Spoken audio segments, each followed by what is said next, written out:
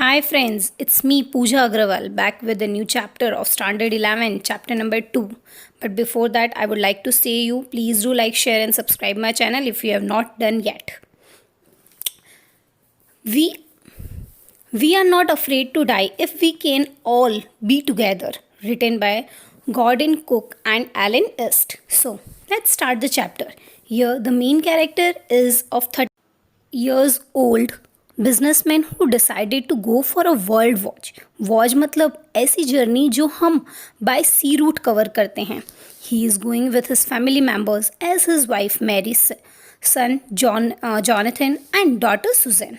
Now, the author says that he had started his journey in 1976 from Plymouth, England, along with his family, and the name of the boat was Wave Walker, जो कि 23 metres 30 ton wooden हल्ट की बनी हुई थी. फिर जब वो लोग अपनी जर्नी जैसे जैसे आगे बढ़ने लगे तो उन्हें उनके साथ में क्रूमैन्स को उनने लिया. Okay, the name of them were American Larry Vigil and Swiss her Sigler. Now जब उनका सेकेंड डे था तो अचानक ही, first day was good, that was 25th of December which they celebrated very well. लेकिन जब दूसरा दिन शुरू हुआ तो अचानक तेज़ हवा चलने लगी. लेकिन ऑथर को कोई डर नहीं था बिकॉज उसकी बोट वैसे ही बहुत ज़्यादा स्ट्रॉन्ग थी, वो इन सब वेदर में एडजस्ट हो सकती थी. लेकिन उसको डर इस बात का था कि वेव्स बहुत ज़्यादा बड़ी हो चुकी थी. So on 2nd Jan waves were getting bigger and till evening 6 they were clearly known कि कुछ तो होने वाला है, वो भी बहुत भयंकर. यहाँ तक कि उनके सामने जो वेव्स दिख रही थी वो उन्हें ऐसा लगा कि it's cloud. They were mistaken. Okay, समझ सकते थे, मतलब उन लोगों को समझ में नहीं आ रहा था हाउ बिग द वेव्स. हम लोग ये चीज़ क्लियरली पता चलेगी कि भाई वेव्स कितनी बड़ी थी, क्योंकि शिप में उनको समझ ही नहीं आया. ऑथर की हालत बहुत ज़्यादा ख़राब हो चुकी थी, इतना ज़्यादा वो घायल हो चुका था, शिप में पानी भर चुका था, उसके सिर पर चोट लगी थी, उसके his ribs get cracked. Okay, उसके मुंह से खून निकल रहा था because his teeth were also broken. Author अपना होप खो चुका था, लेकिन फिर भी वो लोग मेहनत कर रहे थे. तभी उसकी वाइफ वहाँ पर आती है. All of them were facing the same problem. फिर उसकी वाइफ वहाँ आती है और बोलती है कि भाई we are sinking. So the author suggested her to handle the wheel. Larry and Sigle वो पंपिंग द वाटर आउट, वो लोग पानी बाहर निकाल रहे थे. उन्होंने बहुत कोशिश की, हर कोई कोशिश करने में लगा हुआ था. तो तभी ये जो ऑथर है वो क्या करने लगा, उसने हैमर, उसको जो भी मिला, मतलब वहाँ पर जो भी चीज़ अवेलेबल थी वो सब चीज़ों से, हैमर से, स्क्रू से, कैनवास से, जो भी मिला उनसे डेक को रिपेयर करने लगा. क्योंकि डेक क्या होता है, जहाँ से कोई भी अंदर आ सकता है, तो वहाँ से पानी अंदर आ चुका था, तो इसलिए उसको वो रिपेयर करने लग गया. अब उन्हें पता चल चुका था कि हैंड पम्प्स भी ख़राब हो चुके हैं. They were block the cause of the debris. Debris मतलब क्या होता है, डेब्रीज मतलब जो एक्स्ट्रा का कचरा होता है, ठीक है. तो वो उसको रिपेयर करने में लग गए. तभी लकीली एक इलेक्ट्रिक पंप उन्हें मिलता है, जिससे उन्होंने पानी बाहर निकालने की कोशिश की. ओके, और ये सब के बाद में वो अपने बच्चों के पास जाते हैं. इतनी ज़्यादा हालत ख़राब हो गई थी कि उस समय सिर्फ और सिर्फ उनको यही दिखाई दे रहा था कि how could we save all of them.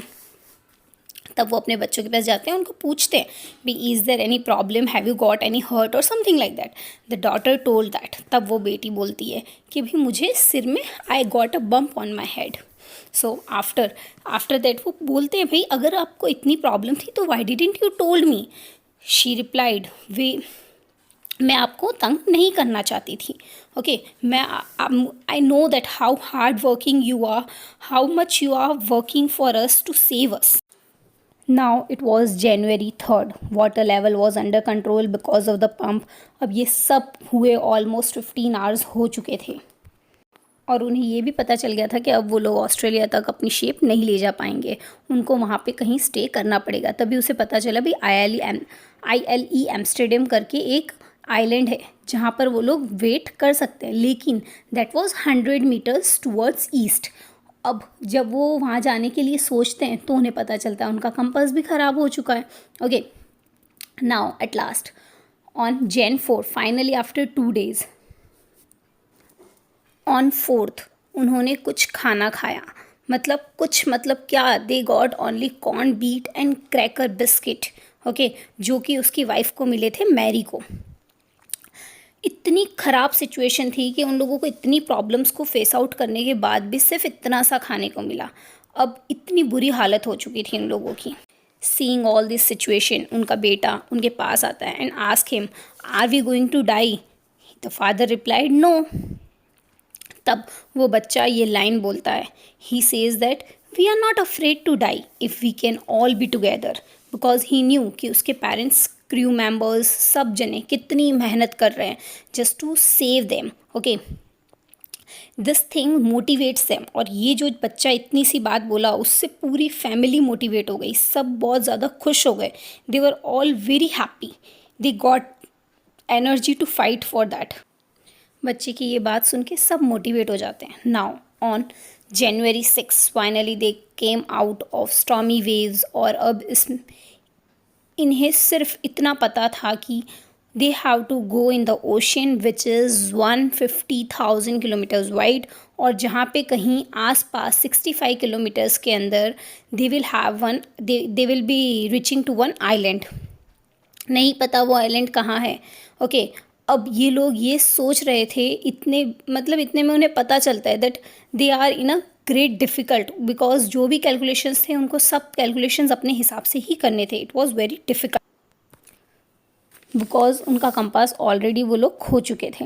Okay, now उनकी बेटी वहाँ पर आती है and gave him a card जिसमें उसने फ़नी फेसेस बना रखे होते हैं. Seeing this all of them get happy. मतलब एक तरफ से ये बच्चे एक साइड बहुत ज़्यादा इमोशनली सब पेरेंट्स को और सब जनों को सपोर्ट कर रहे हैं, whatever they can do. Now they were again back towards to work. तभी उन्हें पता चलता है. ओके, कैलकुलेशंस करते हैं, सब कुछ करते हैं and then after he decided to move 185 degrees and instructed him Larry's to turn 185 degrees. Now they exactly and according to their expectations वो लोग सोचते हैं भाई 5 PM तक हम वहाँ पर पहुँच जाएंगे. लेकिन ऐसे ही सोचते सोचते उसको नींद आ जाती है. तभी फिर 6 बजे, इट्स 6 PM, और उनकी बच्चे उनके पास में आते हैं. गेव हिज फादर अ हग. हिज फादर रिप्लाइड, क्यों, ये हग किसके लिए था? तो they told that you deserve it. वो बोले नहीं, मैं नहीं डिज़र्व करता बिकॉज मैं कब से हमें वहाँ पहुँच जाना चाहिए था. Still we are not able to reach there. मैं कुछ नहीं कर पा रहा हूँ. So the childrens use to show him. Childrens उसे बताते हैं कि देखो सामने हमें वहाँ पे दूर एक आइलैंड दिखाई दे रहा है एट अ डिस्टेंस. मतलब soon we are going to reach there, we are on a proper direction.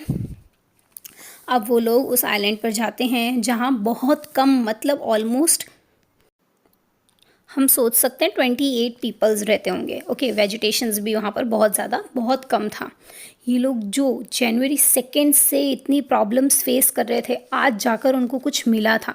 तो उन लोगों के लिए तो वो आइलैंड भी बहुत बड़ी चीज़ थी. Okay, so this is the most beautiful island in the world according to them, where is it was like a black piece of volcanic rock. वो आइलैंड ऐसा था, लेकिन फिर भी it was for them, it was like that. So here by this story they all shows कि हम कभी भी हमें हार नहीं माननी चाहिए. अगर हम लोगों को एक दूसरे का सपोर्ट है, we can tackle any problem. Okay, how brilliantly उन लोगों ने कहीं पर भी हार माने बिना अपने बच्चों की भी प्रोटेक्शन किया और अच्छे से सब कुछ क्रॉस करके with a great hope they reached there. Thank you.